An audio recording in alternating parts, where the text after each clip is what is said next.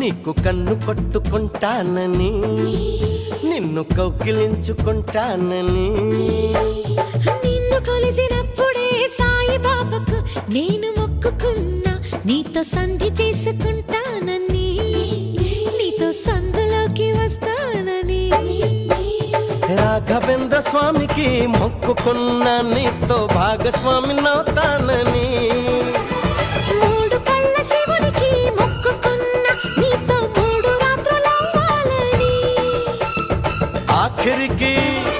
ఆఖరికి నీకే మొక్కుకున్నా, నీ నౌకరుగా ఉంటానని, తీపి చాకిరులే చేస్తానని.